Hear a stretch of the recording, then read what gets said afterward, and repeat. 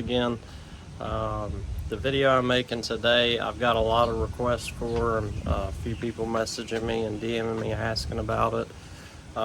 So today's the day. I'm going to be going over pretty much all of the wiring involved in making the Coyote swap work. So of course the control pack, that's what I've been asked about the most. The fuel system, there's just a couple things that I did to the wiring, the stock wiring, to keep the fuel system working. It was very simple. I'm going to show you that as well. And then we retain the 4.6 starting system as well, so there's that harness that I'm going to show you too. And then to retain the factory gauges, we sent off the engine and transmission harness and had them modified by Nathan Hensley, and plug and play. You just plug them in to the connectors and you're all good. So I'm gonna go through all that today, piece by piece, step by step. I think out of all the swaps that I've seen, the way that I did this one is the simplest, it seems to me. I wanted to keep it simple because this car is just going to be like a daily driver car, so it doesn't need to, it's not going to be like a show car or a race car. This is just a car that's going to be driven. So I wanted to keep everything simple, so I'm going to go ahead and get started with the control pack, and then we'll move on as we go and get to the rest of it. Alright guys, so as you know, the control pack from Ford Performance, they're about $2,000, and Power by the Hour actually made them a little bit simpler. So I'm going to start here at the PCM. We actually just cut a hole that was wide enough for the bottom half to sit down in. So the top half of the PCM is still up here in the engine bay where the connectors are. But we cut it to where most of it would be down here out of the way. And then it really, I mean, it wiggles a little bit, but I think it's pretty good the way it is. They actually sell a mounting bracket for it, but I think that I'm gonna fab something up myself, just some L brackets or something for each side. That way it's like secure to the frame. But honestly, I could even leave it like that. But there's still a lot of tidying up. This is not its final form. There's still a lot of wires that gotta be tucked and hidden and put out of the way. And then there's like a bunch of junk wiring from these headlights that some previous owner jacklegged, so there's junk everywhere. But back to the PCM. So starting with your PCM, your engine harness is going to plug into one side of the PCM, and then off of your engine harness there's also another plug. So engine harness into PCM, and then this is where the control pack begins. So you have this big connector that goes on the other side of the PCM. That's the beginning of the control pack. And then you also have this engine inline plug, and it's really nice because they labeled everything. See, it says PCM C175B and then engine inline. So engine harness into one side of the PCM, and then you have the harness from the control pack in the other side of the PCM, and then your inline harness to the harness that comes off of the engine harness. So from there, there's another long cord that comes, well, I mean, you may put it a different way, but close to where all this is, this cord is supposed to come up into the engine bay, so I have it ran under here for now. I still got to have it tucked, but essentially it just goes to your mass airflow. And I like how these connectors are. It's got like little push pins to snap them in and out. So you got your mass airflow there, and then there's also one for the intercooler pump for supercharged applications. I just taped it up with the heat tape and kind of just tucked it out of the way. I'm not sure quite where I'm gonna put it yet, because it wires off all the way down here, so there's not really anywhere I can put it. I may be able to get it up under here. And then at this Y, you also have the alternator plug. You can see right down there, it says alt, and it plugs right into the alternator. And other than that, there's only one more cord that comes in here into the engine bay, and it's right here. On the new edge cars, your relay or fuse for the cooling fan is right here, and you can see here it's blunt cut cooling fan. There's just a blunt wire right here. You're gonna run it, and it actually splices in to the wire on the right there. It's easiest if you take this bracket off and take this thing apart. You can see the fuse there, and then down inside of here there's some little clips that hold the bottom of it together, and you can pull it apart, and then you can get to the wires a lot easier. And then you're just going to tap right into that one that's on the right. And I have verified the cooling fans do work. It kicks on as soon as the car gets to temperature. Get this daggone thing back on. All right, there we go.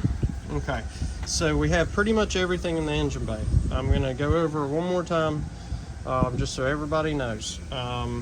You got your engine harness coming into the PCM, and then you have your control pack harness coming into the PCM, and then you also have an engine inline harness from the control pack plugging up to the inline harness on the engine harness.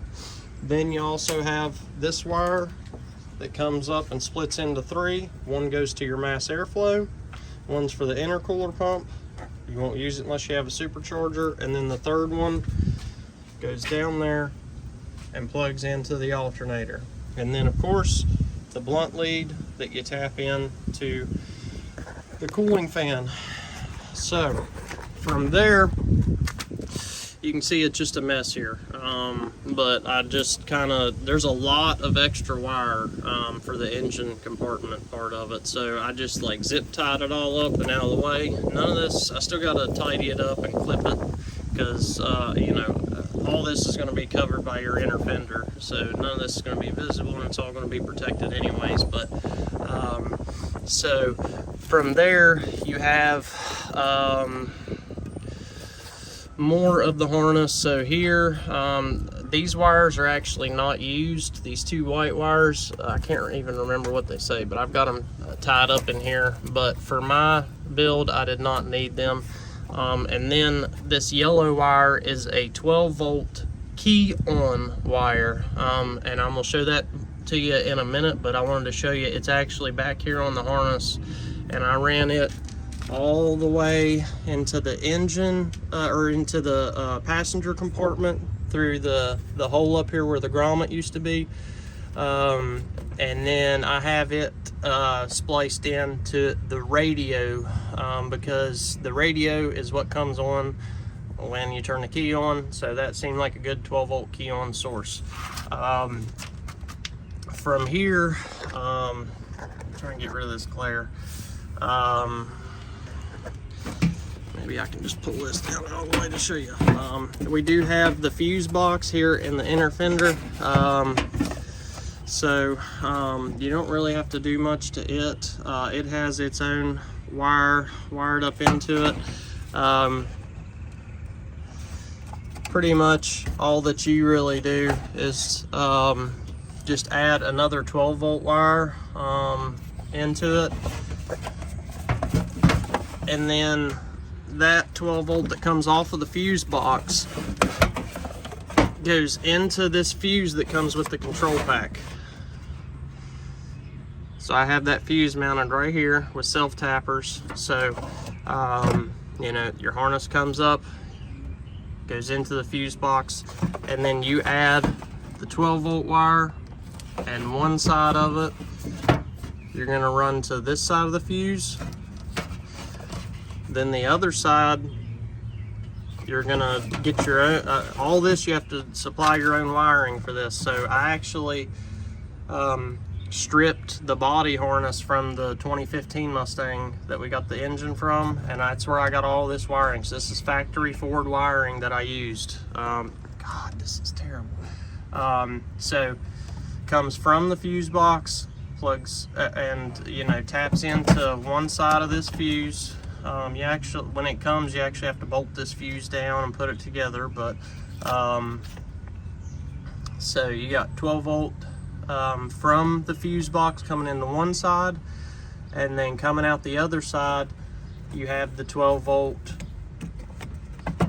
going up here, and it actually taps in to a 12 volt coming straight from the battery. The battery's in the trunk, so this wire here runs the whole length of the car and comes up into the engine bay and connects to the terminal post that I have up there where the stock 4.6 battery used to be. I'm going to show you that. I showed it in the last video, but I'm going to show you that more when I get to the starting harness portion.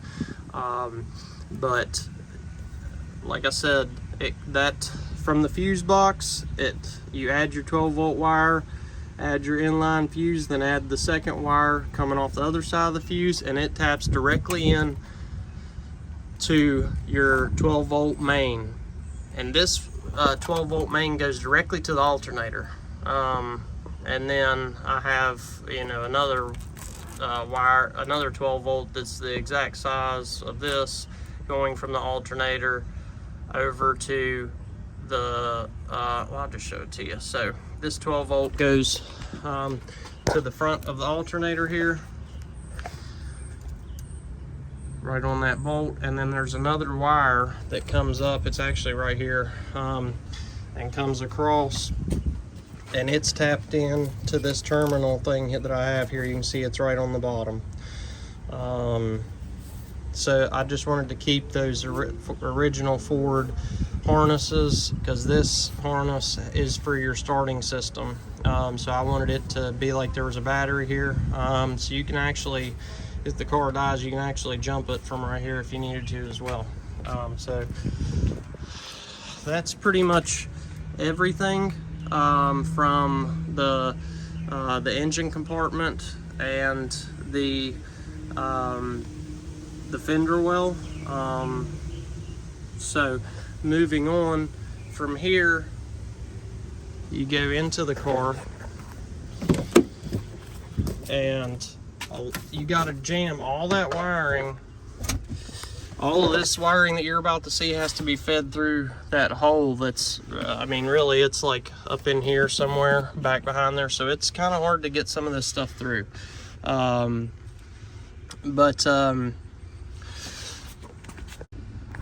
So I stopped so I could pull this kick panel off so it'd be easier to show you everything. But here's my power and my ground that run all the way to the front. And then a minute ago, that 12 volt wire that I told you about, key on 12 volt, you can see it's labeled right there.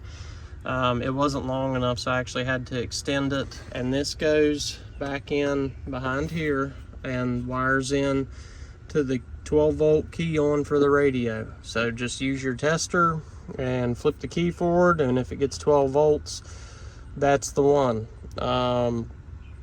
Yeah, I can't remember what it was, but it's like red or yellow. So on top of that, this wiring harness here is fed through, the one that says inline to IP pigtail, it's fed through that hole. And then the other side of it, you'll have a plug. This plug comes with the control pack, and there's a few wires that come off of this, and these are very important. So the first wire that we'll show you is the ground, of course. I just brought it up and put it on this ground right here, that the radio and everything grounds to. And then there is also an additional ground on the harness that I fed through. It's just like a extra ground. I don't know if you can see I don't know if I can spin this thing, but there's an extra ground on the control pack harness, and I just put it right here. I don't think that it's 100% necessary, but you know, better safe than sorry. Went ahead and grounded that there. And then so I showed you the grounds. Now this is your fuel pump trigger. So your fuel pump relay out. So your fuel pump relay out, if you're gonna try to retain the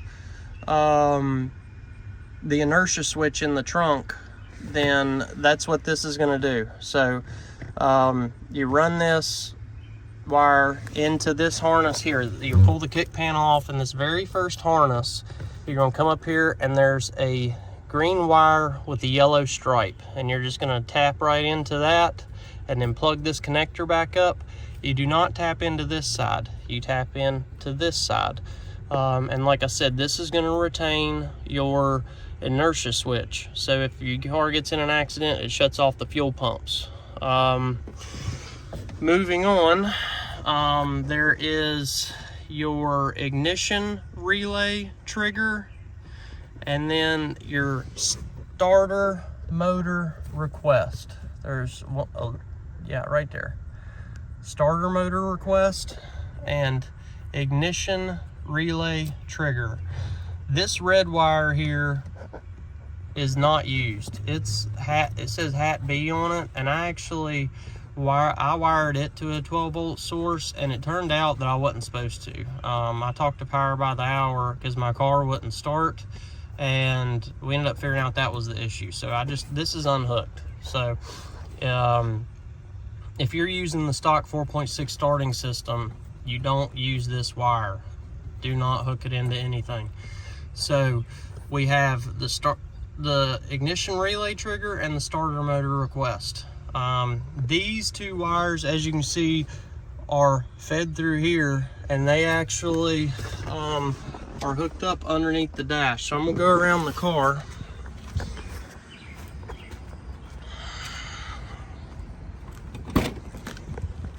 and show you where these are wired into. So I had to extend both of these, so they look red and green, but essentially your starter motor request is going to tap in to this white wire with a pink stripe. So your starter motor request, which is that light blue wire, is going to tap into, you'll pull the kick panel off and the metal panel and kind of strip this back a little bit. And these used to be taped up, but I had to untape them because I was troubleshooting something. That's why this one's still taped.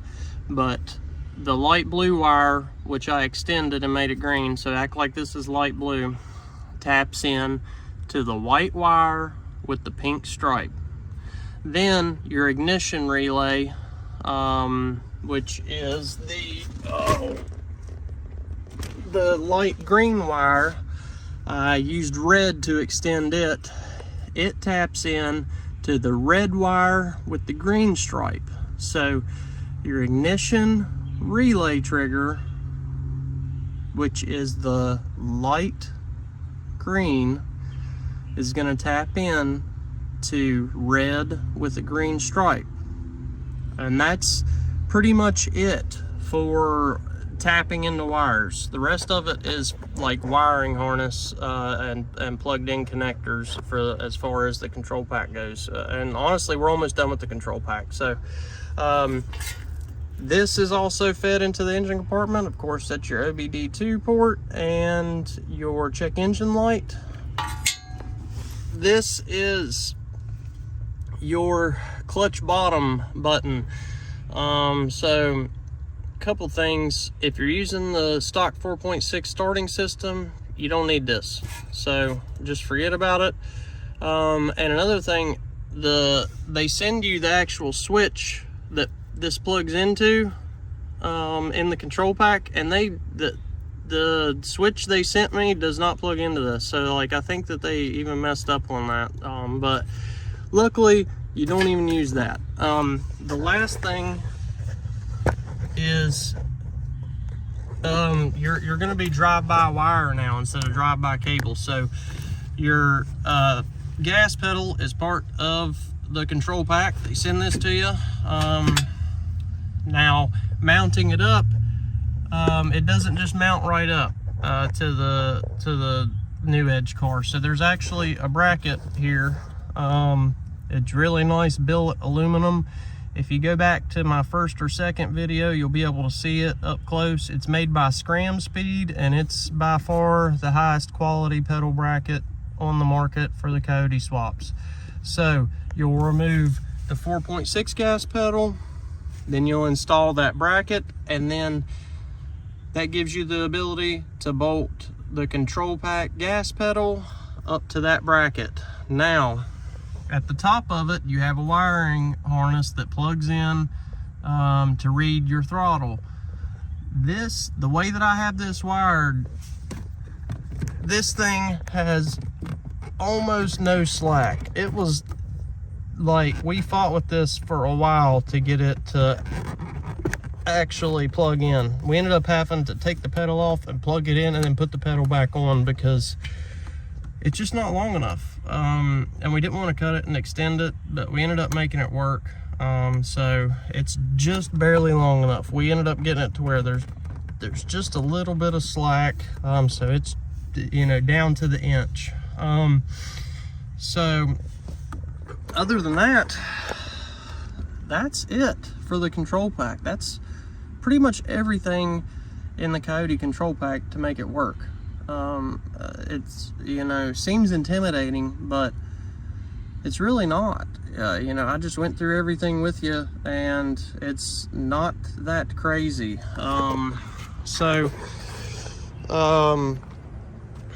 As I was talking to you earlier about the fuel pump wiring, this on this harness, you have the fuel pump wire that comes off the fuel pump relay, and like I said, it wires into this green with yellow stripe on the male side, and that retains your inertia switch.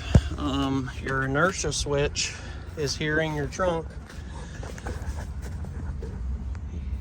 It's there's actually a hole here so that you can press it, but I'm gonna go ahead and pull this back to show you. That's your inertia switch. That's what kicks your fuel off if you get in a wreck.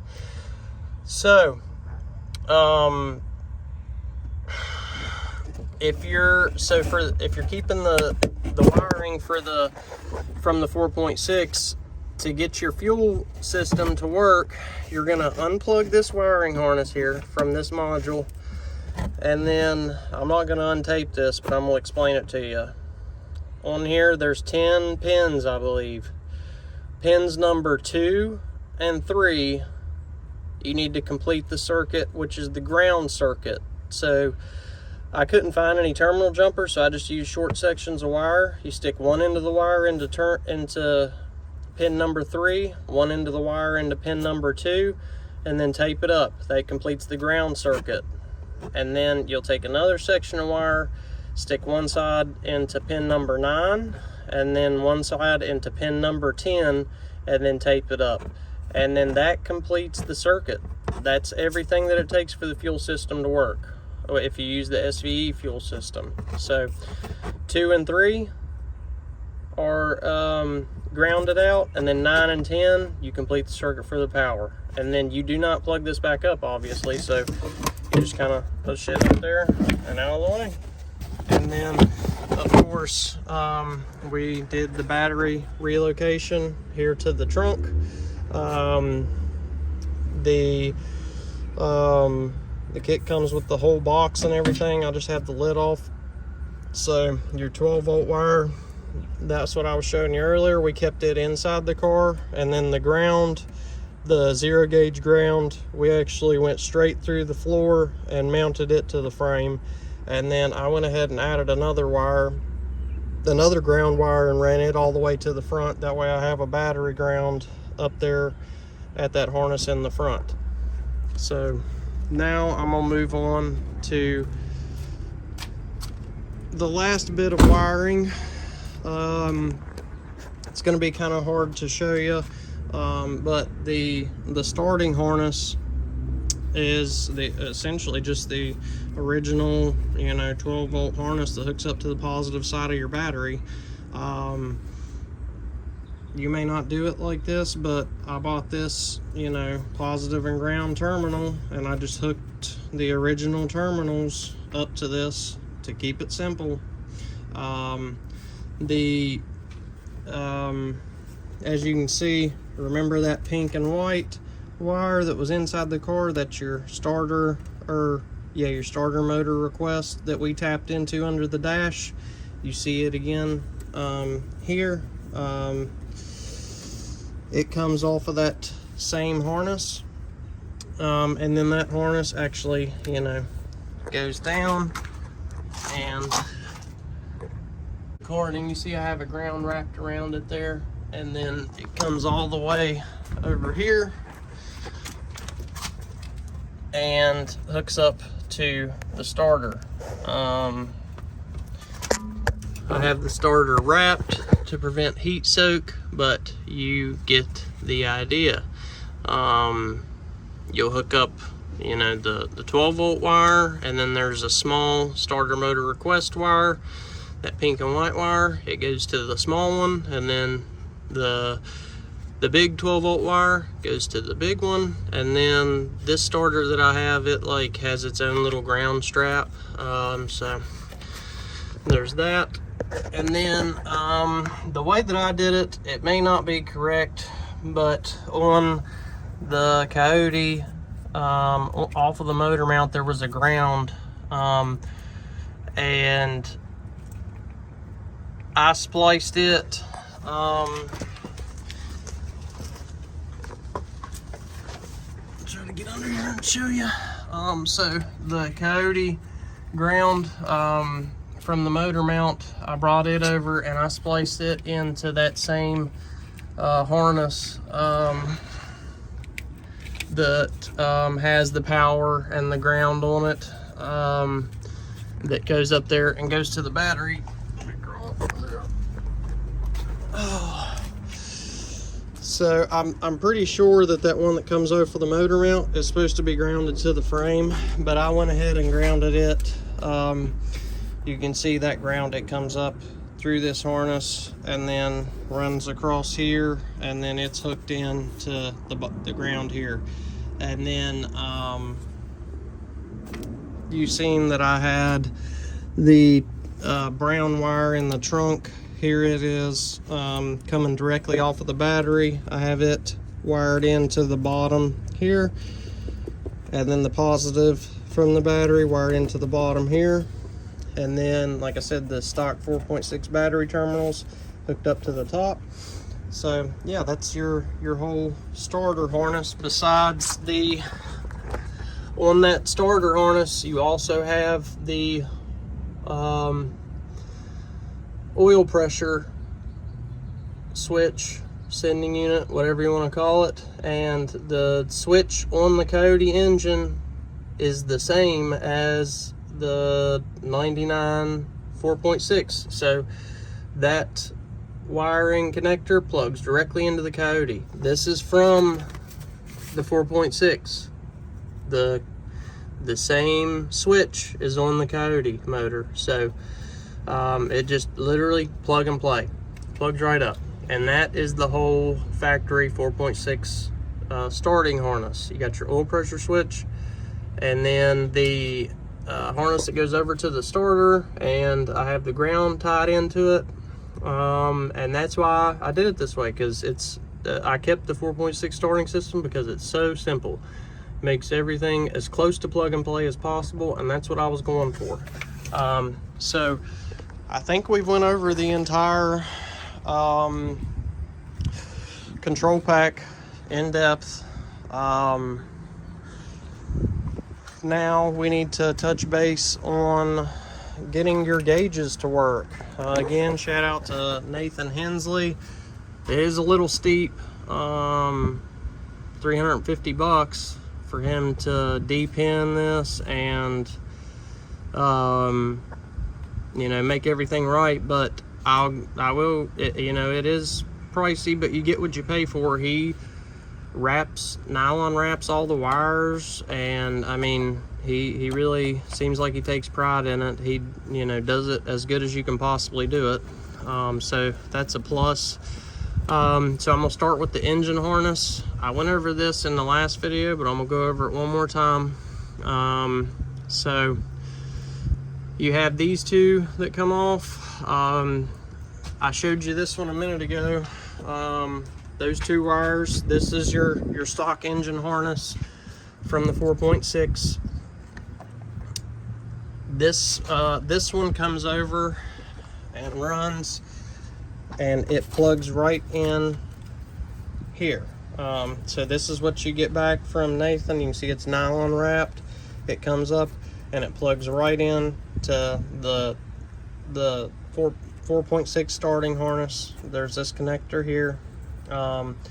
So that is very simple. And then the other wire that you've seen, I actually took them and ran them down in here so that they're even more out of the way. Like I said, there's still more tightening up to do. We gotta get rid of this amp wire and all kind of stuff, but I ran them straight across the front over here. Like I said, they still got to be tucked up out of the way and everything. This is very rough. And they come down through here, and they just go right back underneath here. But the one, it goes to the starter, that you know, wiring connector for the starter. That's this right here. And then this other one comes down and it plugs in to the temp sensor. So you have to, ooh, the header mounted that a little bit. Looks like that nylon ain't that good, huh? Wow, I really need to check that. I just now noticed that. Looks like we need to wrap this with some heat shield. But like I said, everything's still rough, but that's not good. We need to rewrap that up. It's a good thing that I just now seen that. Anyways, so from Late Model Restoration, they actually sell a kit that comes with the 99 to 04 temp sensor, and then it also comes with a bung that fits in the block of the Coyote. In 2 videos ago, I show installing this bung. I think it's part 3 where I'm prepping the engine.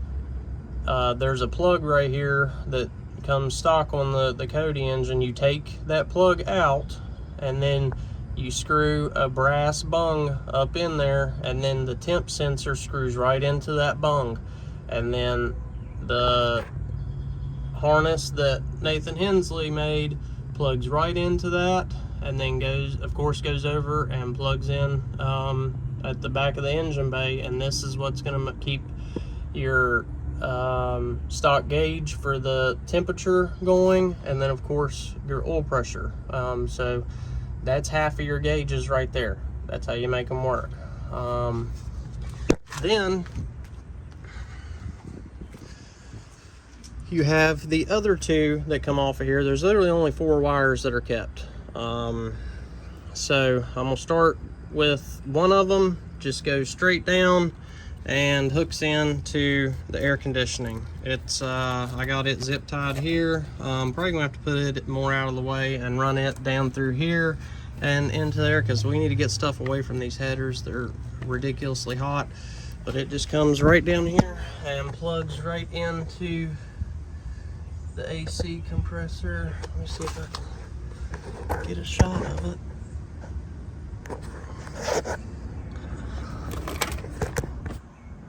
Yeah, right there. Plugs right into the stock 1999 AC compressor.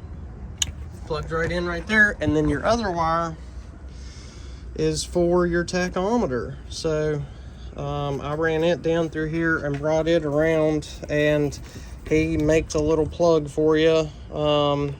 So it comes with these a male and a female connector already plugged together, and then there's two loose wires here. You unplug this harness and take it apart, and there are two wires here that they tap into. I believe they are pins 69 and 70, but you actually have to take this thing apart to see it.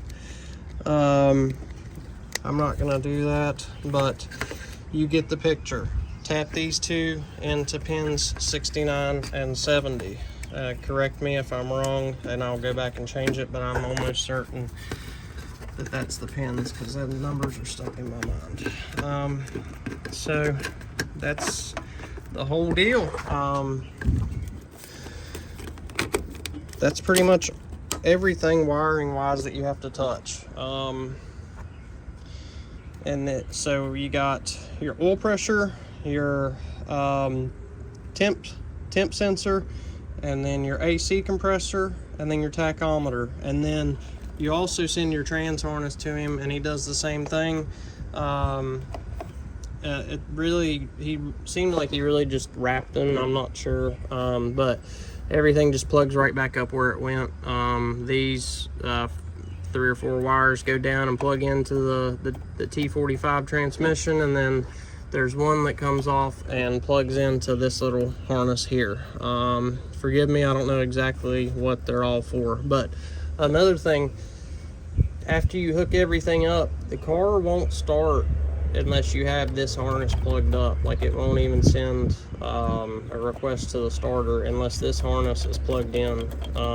And you don't have to have these wires plugged into the transmission, but this harness has to be plugged in. So just keep that in mind.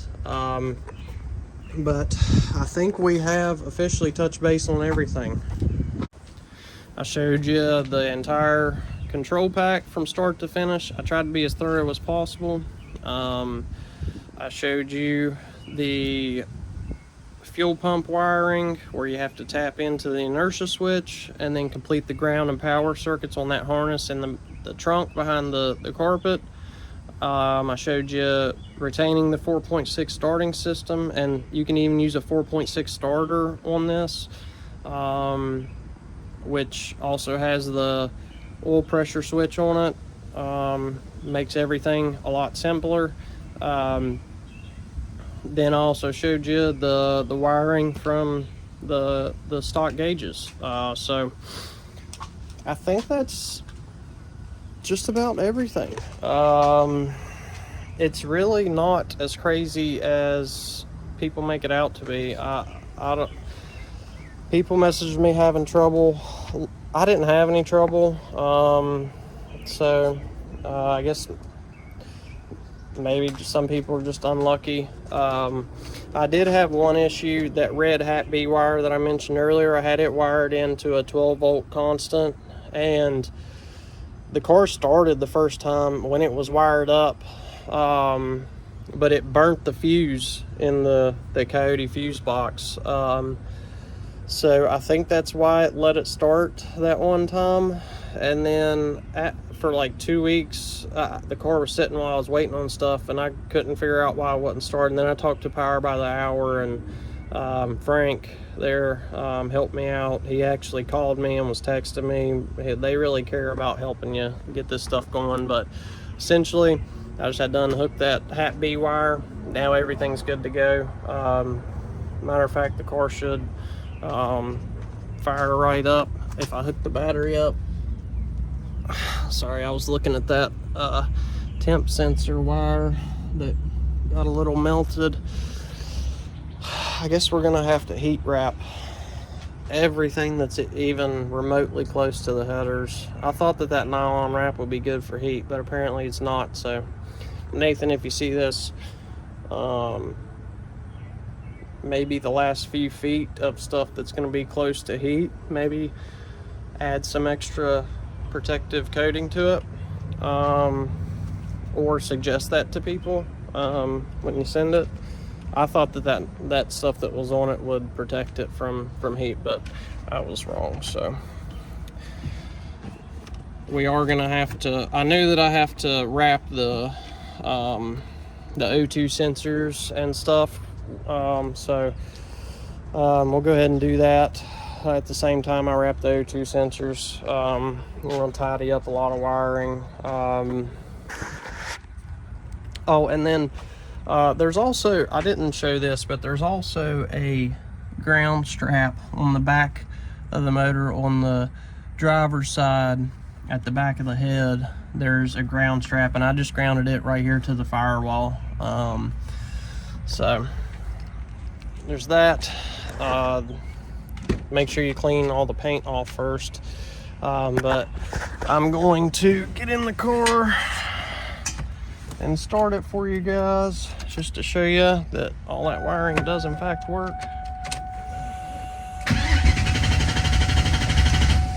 Hasn't been started in a couple days.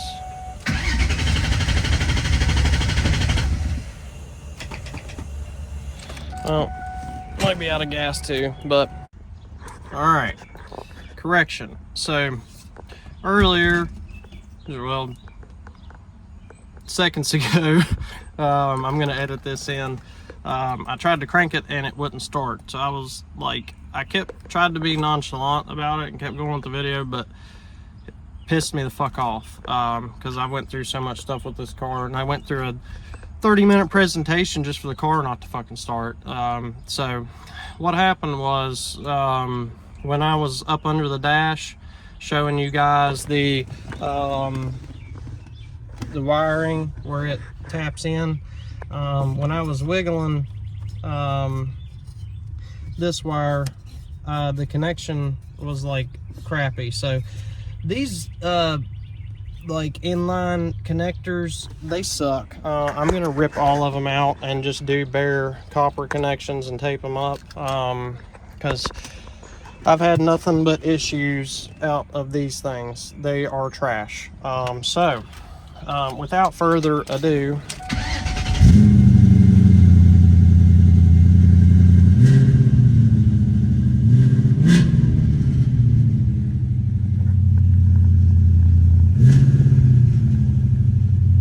you can see the gauges are working. I'm gonna let it idle down so that I can give y'all a nice spirited rev, so you can hear what this thing sounds like. It's got BBK long tube headers, BBK X pipe, and Flowmaster 40s are on it right now. But if you go back to the first part 1 and part 2 of the Coyote swap, you'll see that I have a Borla S-type catback that I'm gonna chop those 40s off and hook up the Borla S-type catback, and this should sound really good. These Flowmasters actually make it pretty tame. I mean, I'm sure y'all can hear me pretty good. This idle is very tame compared to what it was like when I just had headers on it. When I just had headers, I started it and it set off the alarm on my wife's Tesla, and it like knocked boxes off the shelves in my garage, and it was crazy. But it seems like it's idled down a little bit now, so I'm gonna give it a little rev for you.